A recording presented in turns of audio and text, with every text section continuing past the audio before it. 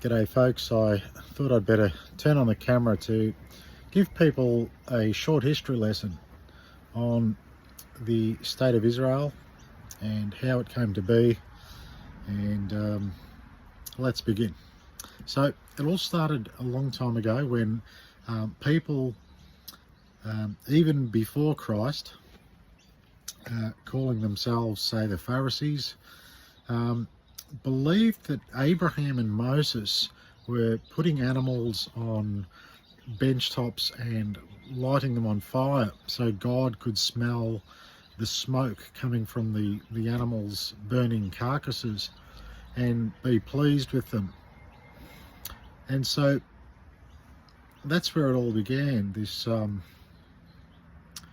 this big deception. So, over the years, these scriptures have been twisted and misunderstood, the metaphors and history and everything. And anyway, so Jesus comes along and tells them, it's nonsense. You've got it all wrong. The altars of Abraham and Moses were actually men.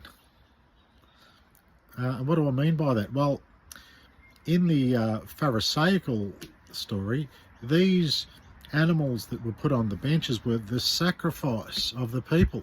So they're trying to get people to believe, and they indeed believe, that people were supposed to give their first fruits and their animals and everything and just put them on this bench and burn them, just so God could smell the smoke and be pleased. No, something a lot more practical was going on.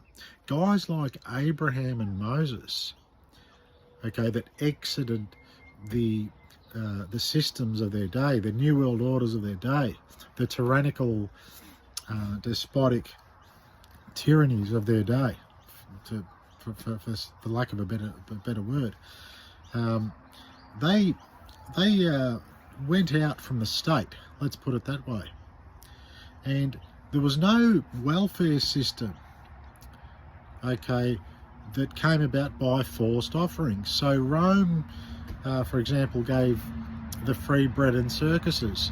So the bread came at an expense where people were taxed by force. And this is the common denominator with these tyrannical states, where the people are taxed by force. So when Abraham left, Babylon, and Moses left Egypt, they had to establish systems of welfare for the people, because not everybody could produce. Some were old, some were injured, some were widows and orphans, and there had to be a way of supporting these people, obviously. So, but in a free nation, there's no forced tax, so they couldn't forcibly tax these people to pay for the welfare of the others. So there was a system of charity where, if you had something extra, you could share. And because there were so many people, a system had to be set up where certain volunteers would minister to the people. So the people would sacrifice of their produce, and they would give their sacrifice, they would give produce to these ministers who would organise together so that people, so that nobody would fall through the cracks, because not everybody had family. Sometimes their family was dead, in the case of an orphan, or men would go off to war, and the women would be on their own with no family. So these ministers would make sure that nobody went without food, water, shelter, and it extended on to welfare and health and education. The people would be looked after by these ministers, and they were the altars that the people laid their sacrifice on, and they burnt. It was called a burnt offering, because once they gave the sacrifice to the minister, they couldn't dictate to the minister where these things would go, because that would be exercising authority. In a free nation, no one can actually force anyone to do anything. So these ministers would receive the sacrifice, the burnt offering. It was burnt. Once it was given, it couldn't be manipulated. And these ministers would go and network with other ministers in the nation, and they would supply the needs of the people in the society that needed help. This is what the systems of Abraham and Moses were. That wasn't this elaborate, cult of burning animals on benches. But Jesus came along and he told them, look, you got it all wrong. This is what it means. And then he actually showed them in practice how to set up this system of men that came out of the system and volunteered to be the altars of sacrifice, where people could go to them and give so that other people may receive. And if they needed help someday, they would receive from others through the ministers. It was like this reciprocal system of giving. There wasn't a force that came to your door and broke your door down if you didn't pay your tax. So that's where it sort of begins. It's a long story, isn't it? So these Pharisees, they reject Christ and they go along and they keep doing this nonsense of this silly, ritual of burning these animals and, all these silly rituals. And, a couple of thousand years go by, and by the way, no fruit of any kind has come from these people. They've gone around and wandered the earth, been a scourge to nations they've resided in. They've been kicked out of 109 different nations over 1,000 times, because nations have kicked them out more than once.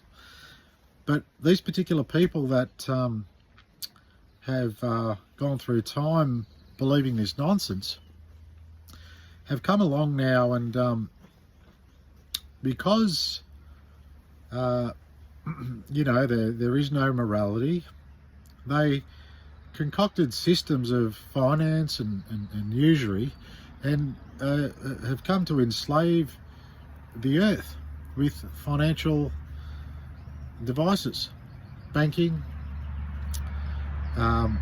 funny money they call it, basically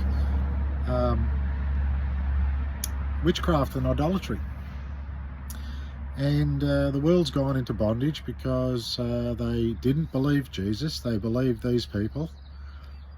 And these people lied, and they believed the lie. And the money power got so great that they could literally purchase real estate in the form of countries. And they controlled England, the Bank of England, since the Napoleonic War, or the Battle of Waterloo to be exact, and very big power even before that, but especially after that fact, and basically got Britain to, I believe, go into when it's all said and done, you boil it all down, if you think about who benefits, the First World War was started and completed to give the land of Palestine, that was held by the Ottoman Empire, into British hands, because that was the main thing that changed after the World War, after millions of people died that were mainly European and European descended people. But at the end of that war, the major thing that changed was that Britain owned Palestine after that. And not only that, but the Balfour Declaration happened before that, where Britain said that, we'll give you Palestine, to Rothschild, who was, like a big proponent of the State of Israel. And so, these people believe that the State of Israel is, theirs by God. They believe that God gave it to them. Indeed, from the Nile to the Euphrates, the Greater Israel, they call it. And so all this money and power has been focused to attained this real estate and set up this nation called Israel. And of course, World War II happened, and what happened after World War II? Well, the main guy that was criticising this group of people and his whole country was demolished, and Israel actually came into effect as a state in 1948. So that's a bit of background, but the problem is that the people that were there, living for, thousands of years, all of a sudden had this agenda foisted upon them, and they were kicked out of their homes and killed and mass slaughtered by the tens and hundreds of thousands. And it's just continued on and on for the decades since then. And that was what, 70 odd years ago, 75 years ago actually. And so the agenda goes on to this day, and they're just having a really hard time exterminating these people and ethnic cleansing these people, because they're very, stubborn people. They're very courageous people, and they know that land is theirs. That's their property, and they're defending their own property over these decades against a very demonic force. So they believe they're fighting for their freedom, and that's why they're very hard to kill.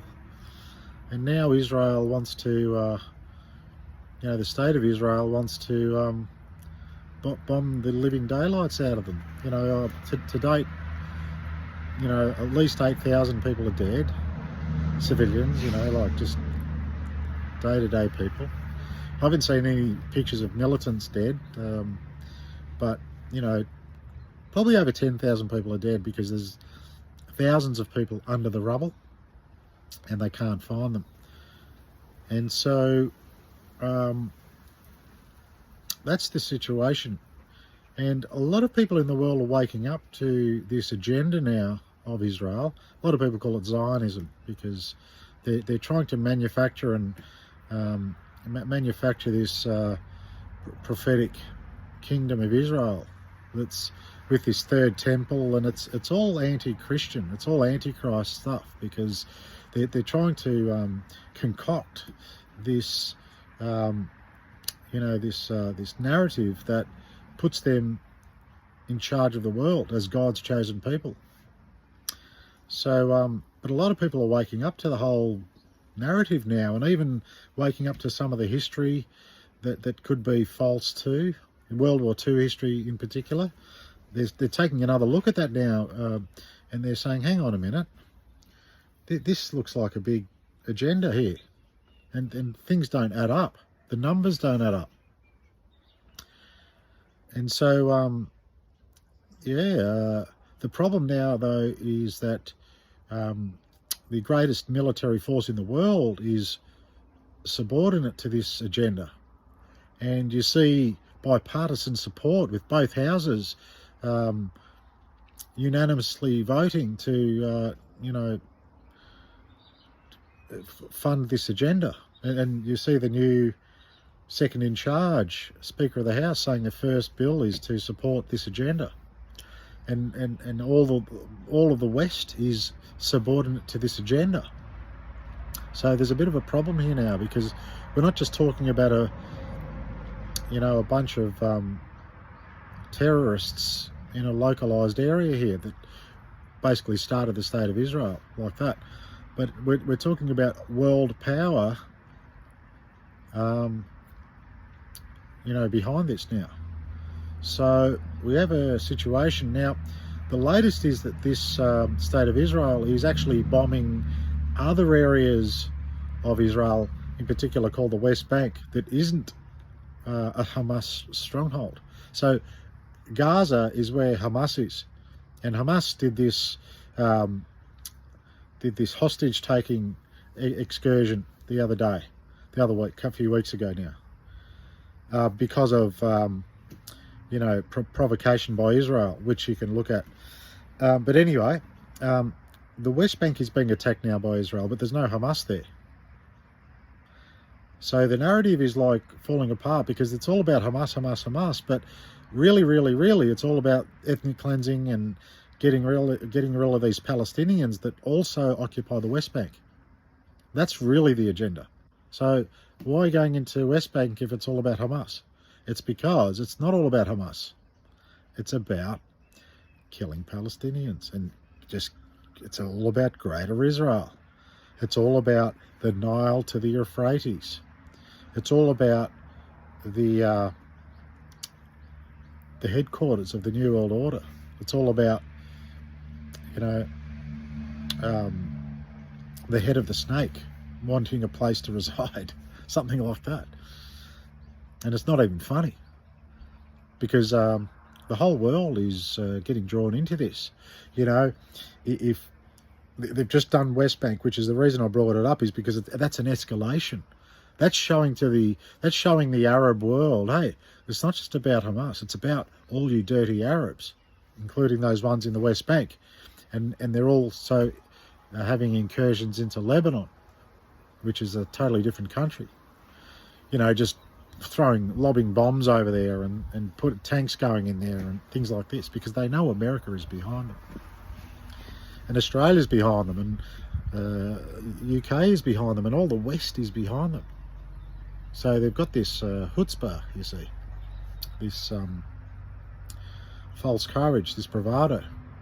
But the problem is that Hezbollah in Lebanon are very powerful, and if they jump into this war now, hopefully, I shouldn't say hopefully they don't. I mean, they can do whatever they want, but and when I say hopefully they don't, if these Israelis are killing these people in the West Bank, Hezbollah may come in to defend the lives of these innocent civilians. And if that happens, then anything's possible. The US might engage, and I believe there's 2 or 3, maybe 3 aircraft carrier groups in the area. If they get in, and then Iran gets in, and then Turkey gets in, and then UK gets in, and we're all in already. There's troops all over the place, everywhere. There's Australians that are there, there's Americans that are there, there's probably all kinds of forces there, just waiting to see what happens. Syria has moved in forces, Turkey's at the ready, everyone's on high alert. No doubt Russia and China are ready to back up Iran if Iran gets involved. This could be World War III, but it may not be, but it looks like it could be, because it just seems like there's no cool heads prevailing here. And there's lots of lies from Israel being put out the media, 40 beheaded babies that Joe Biden saw the photos of, but then had to retract because it wasn't true. Now there's this one where there's a baby got put in the oven that's now been redacted. It's not true. And there's all these lies coming out because Israel's motto is, by deception we wage war. So we can't be surprised that they're lying, because that's the greatest weapon they have. And so it's going to be very interesting to see what happens. But, it's a bit of a history lesson there. There's a lot more detail I could go into, but a friend of mine just, sent me a Telegram message and said, "Oh, what's all this? What's all this background on Israel and Palestine?" So I thought I'd just flip the camera on and just give you a little bit of perspective, because especially in the West, all the mainstream media is totally one-sided. They're all just, it's just so simple to see. The propaganda is just ridiculous. It's like first grade level propaganda. It's so easy to see. Most people on TikTok can see right through it, and even on the audience at YouTube and even Facebook. A lot of people can see what's going on, but some people just haven't looked into it. So there's lots of documentaries you can look at to see this history, but the 3 biggest ones are probably Europa the Last Battle, and you'll find these on BitChute. Europa the Last Battle, The Greatest Story Never Told, and Hellstorm. Now, I don't agree with absolutely everything on these documentaries, especially the second one, The Greatest Story Never Told. However, there is a lot of footage that you haven't seen on the History Channel, and there's a lot of history that's been explained there that, let's say, is being told by the losers, not the victors, because we've all grown up on the History Channel and prior to the History Channel, the history that was written by the victors. Now, these other documentaries I'm talking about is the history that was written by the losers, using footage and articles and documents and things like that. So that's probably a good place to start.